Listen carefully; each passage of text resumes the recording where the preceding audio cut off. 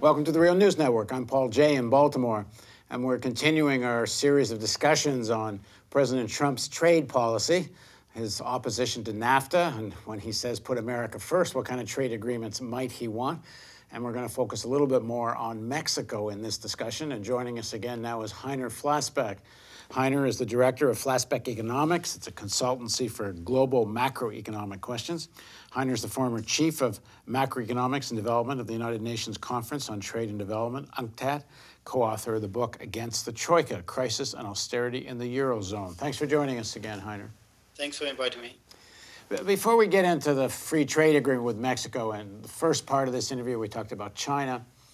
And off camera, you started making a sort of continuing a point you had made in the first part about how crazy it is, the mountains of cash that corporations are sitting on. So why do they have so much cash, and why are they sitting on it? And what does this do to the economy?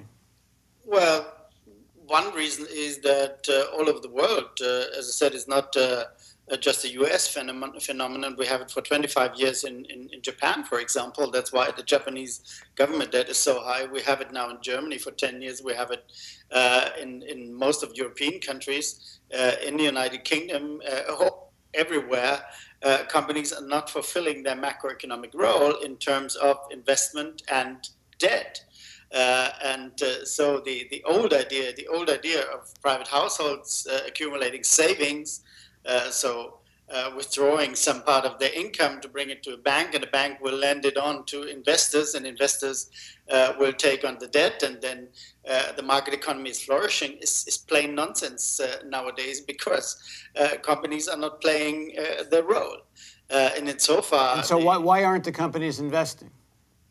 Yeah, because the overall dynamics of the economy is too small, and the overall dynamics of the economy is too small because we have a permanent pressure on wages, because we do not have a normal wage dynamics. I said in the first part that if you look at the average real wage increase in the United States, nominal wage increase in the United States has been peaking at 2.5%, something like that in last December. This December, so 4 years after the beginning of the recovery, the nominal wages have reached 3%. Now, in January, I think they were down again. So we have something like 2% in nominal terms, which is absolutely nothing, you see. And we know, I think the number was that 90% of the post-recession income increase went to 1% of the population. So you have this massive increased concentration of wealth at the upper end, wages barely moving. So there's not enough going on in the basic economy and make it worth investing in. And companies what are they sitting on this cash waiting for the next crash so they can start monopolizing more and buying up more of the economy? I don't know what they're waiting for, but definitely it gives them a good feeling. If you're sitting on a huge amount of cash, well, you're not endangered by nothing.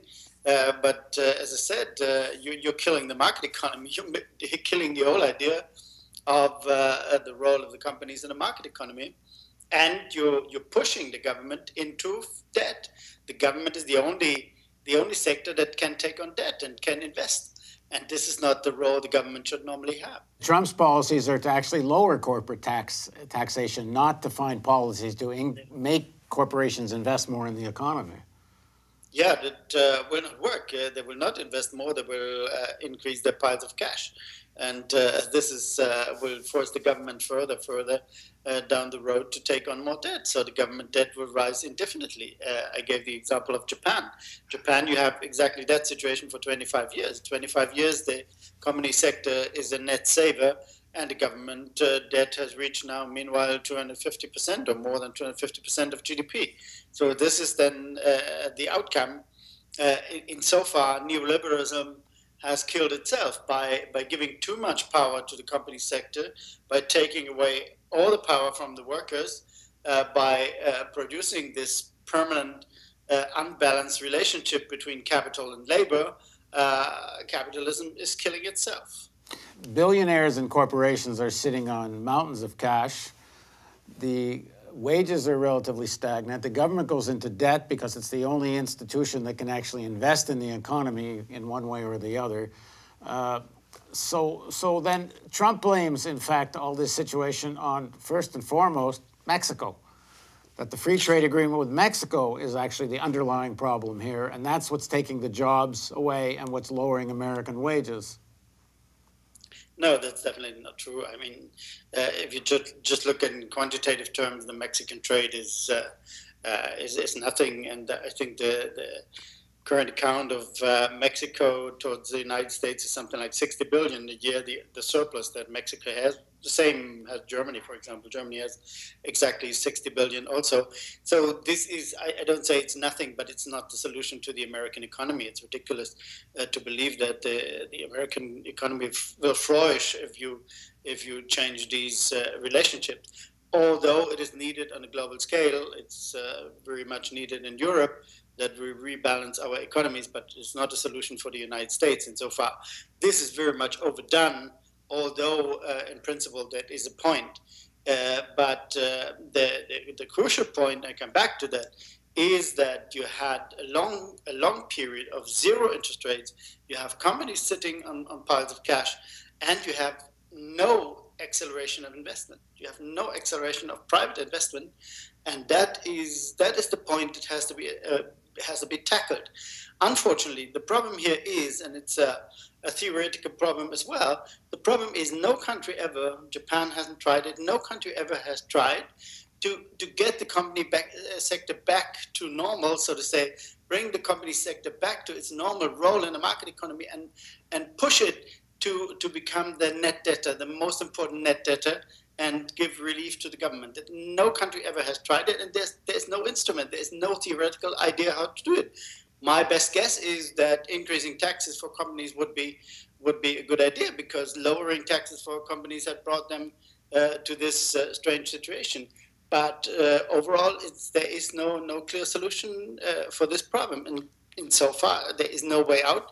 For some governments in the world, like the German government, has found a solution by having huge current account surpluses. So then the others out there are the debtors, and the problem is solved. But that can only be done by one country.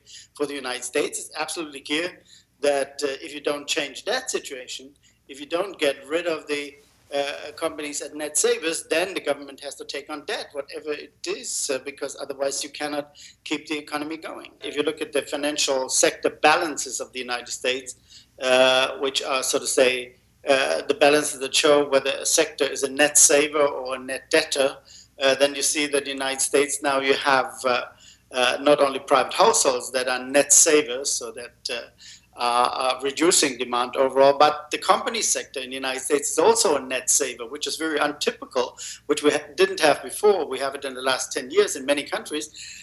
But at the same time, you have a current account deficit, so that means the foreign countries are also a net saver for the United States.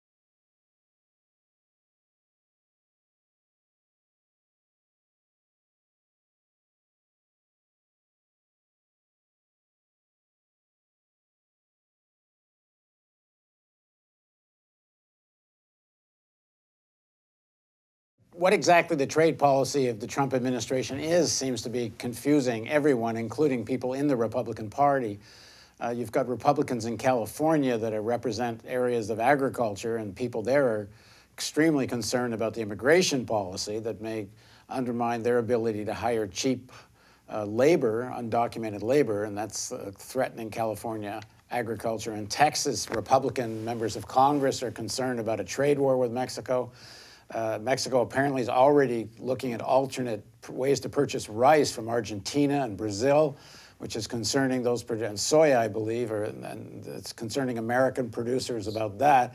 So, I mean, all sectors of the economy have somewhat different interests here.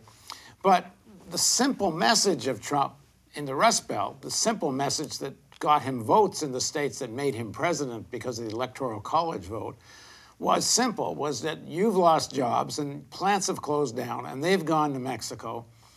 And even if one says that overall the amount of the Mexican trade is not that significant given the size of the American economy, it has certainly perhaps disproportionately affected places like Ohio and Pennsylvania and others, Indiana, places around that used to have a much more thriving industrial base. So what do you say to those workers when Trump says, well, we're going to stop plants from doing this, from closing and moving to Mexico? Well, the first thing I would definitely tell them that this is not the main reason for their problems. You have huge changes, structural changes that naturally, more or less naturally, bring down industry to a lower level than it was before, and give more leeway to services and other kinds of production in this modern world, so you cannot fully avoid it. But one point I would say has to do with foreign trade. One point is that you have.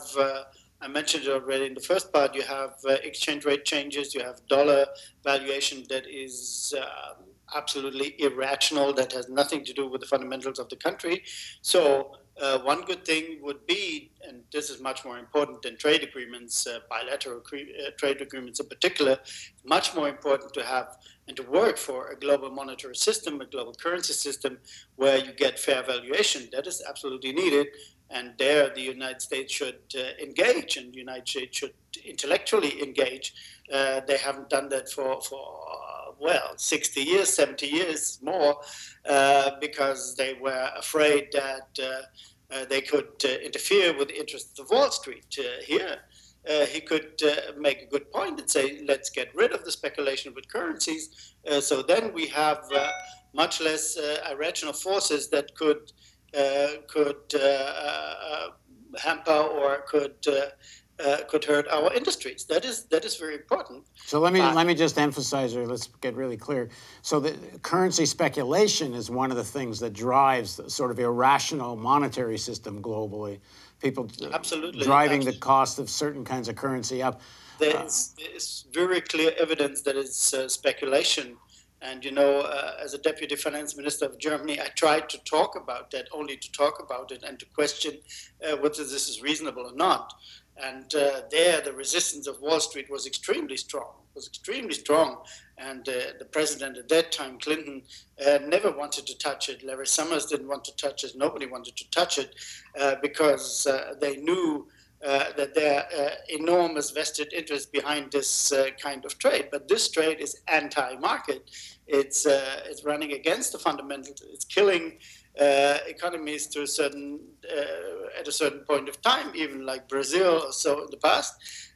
But it's also hurting certain industries in developed economies like in the United States. So if you would heal that, if you would bring about a reasonable system, that would do really something to make international trade much fairer than it is now.